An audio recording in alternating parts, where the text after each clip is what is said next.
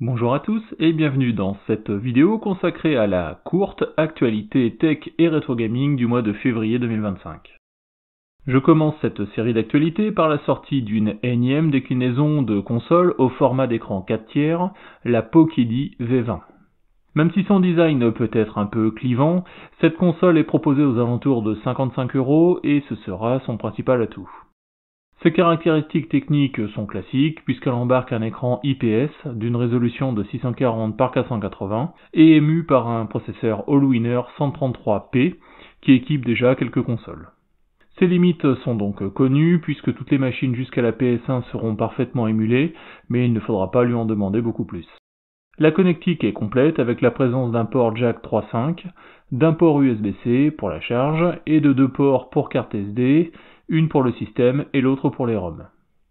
Rien d'extraordinaire donc pour cette console, pas chère, qui fait le job en entrée de gamme.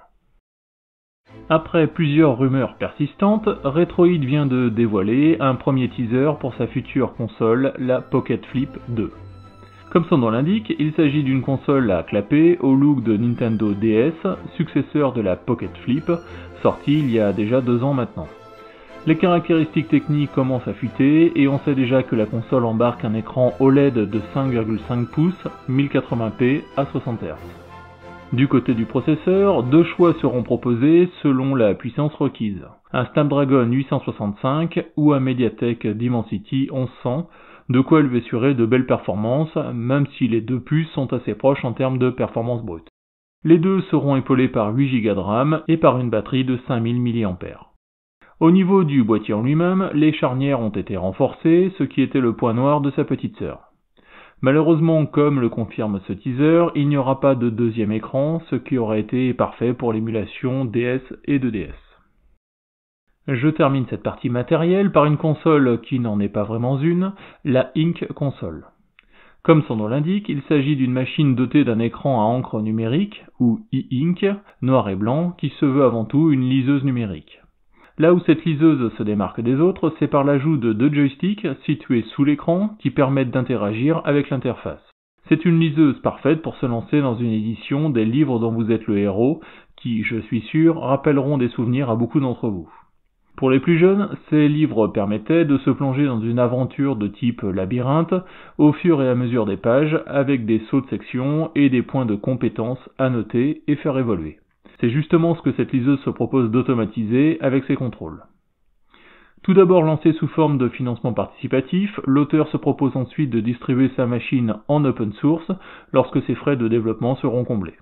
C'est une excellente idée qui dépendra tout de même du bon vouloir des éditeurs à adapter leurs ouvrages sous ce format de liseuse. À suivre. Vous le savez sans doute, mais Alexei Paritnov a réussi à reprendre le contrôle de la licence Tetris dès 1996. Il en exploite désormais les droits d'utilisation et de distribution sous le label The Tetris Company.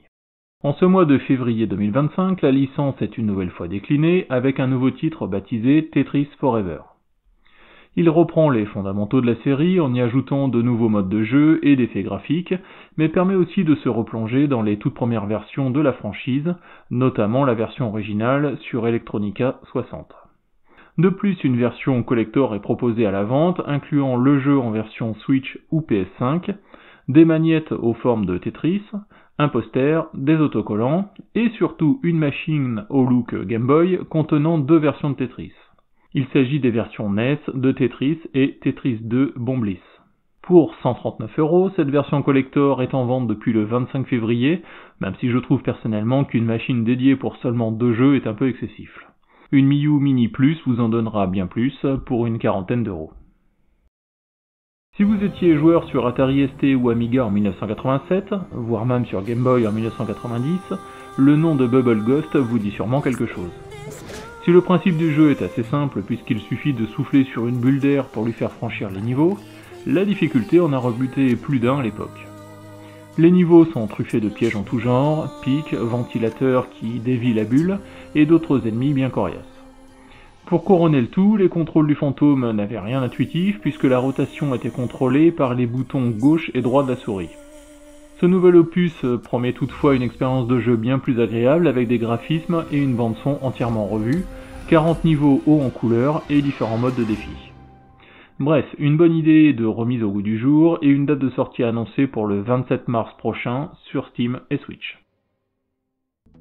En attendant un nouvel opus moderne, Lara Croft n'en finit plus de faire parler d'elle en ce mois de février. Après les remakes des épisodes 4, 5 et 6, c'est maintenant au tour de la console Evercade de recevoir une seconde compilation de l'aventurière à la plastique généreuse. Il s'agit des épisodes Tomb Raider La Révélation Finale et Tomb Raider Sur les traces de Lara Croft, sortis respectivement en 1999 et 2000 sur PlayStation. Cette cartouche en reprend le contenu en y ajoutant l'extension The Times, parue alors exclusivement sur PC pour le titre La Révélation Finale. Le joueur sera une nouvelle fois propulsé en Égypte dans une aventure bourrée d'énigmes et de pièges en tout genre, avec un soupçon de surnaturel, dans le premier titre, tandis que le second revient sur le passé de Lara Croft dans une rétrospective reprenant les grands moments de ses aventures passées. Les précommandes sont lancées dès aujourd'hui pour une livraison fin avril. Voilà, c'est tout pour ce mois de février 2025. Si vous aimez cette chronique, restez informés en vous abonnant et en activant la cloche, et à très vite sur la chaîne.